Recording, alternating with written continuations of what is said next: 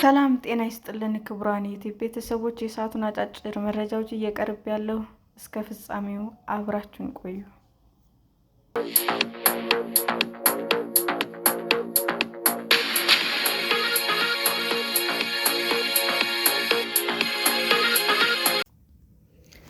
ከወዳጆቻችሁ ጋር ሊያቀያይም የሚችለው የሞባይል ስልክ አጠቃቀምዎን እንዴት ማስተካከል ይችላሉ?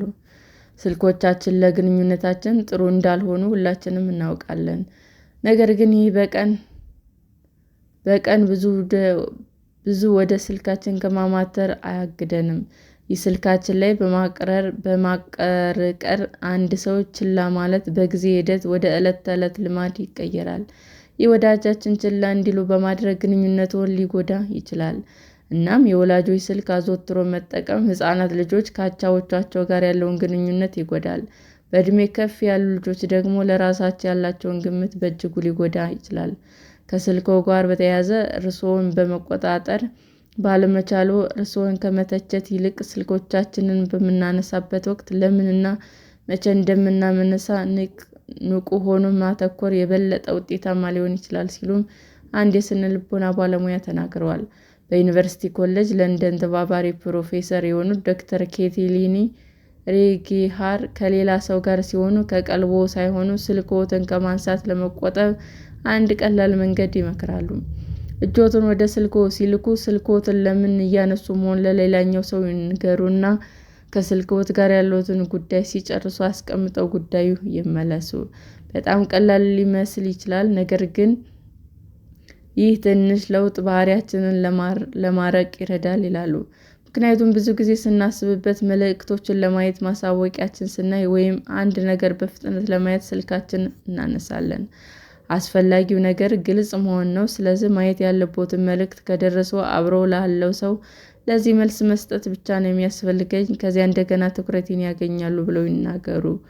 የምሳፈርበት ባቡር መነሻ ሰዓት ማየት አለብኝ ወይም ለእናቴ ምላሽ እየሰጠሁ ነው ብለው በመናገር ስልክዎን በመደነፍስ የመነካካት ልምድዎን ይተዋሉ። ከጎንዎ ላለው ሰውም አሁኑ አስፈላጊ መሆኑን ያሳያሉ። ሌላኛው ሰው ችላ ተብያለሁ ብሎ እንዳያስብ ያደርገዋል ይላሉ ዶክተር ሬጌር።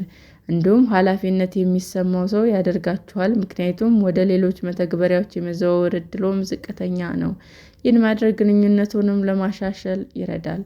በሳውዝሃምፕተን ዩኒቨርሲቲ የሥነ-ልቦና ተባባሪ ፕሮፌሰር የሆኑት ዶክተር ክሌር ሃርት ስለ ግንኙነታቸውና ስለ ስልክ አጠቃቀማቸው ከ196 ሰዎች ጋር በመነጋገር የተደረገ ጥናት መርተዋል።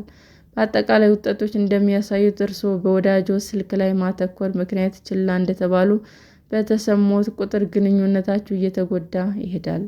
ሁሉም ሰው በተመሳሳይ መንገድ ምላሽ አይሰጥም ይላሉ ዶክተር ሃርት። በባህሪው ላይ የተመሰረተ ነው። ነገር ግን አንድ ሰው ችላ እንደተባለ ከተሰማው የበቀል እርምጃ ሊወስድ ይችላል። የራሳችሁ ስልክ ያነሳሉ እና እያንዳንዱ አጋር እንደተገለለ ወይም በስክሪኑ ላይ ካለው ነገር ያነሰ ዋጋ እንደሌላቸው ስለሚሰማው አደገኛ ዙሪት ይሆናል ብለዋል። ሰላም ጤና ይስጥልን ውድ የዩቲዩብ ቤተሰቦች እንዴት ናችሁ? አዲስ ጀማሪ ነኝና ሰብስክራይብ ያደረጋችሁ አበረታቱኝ። አመሰግናለሁ።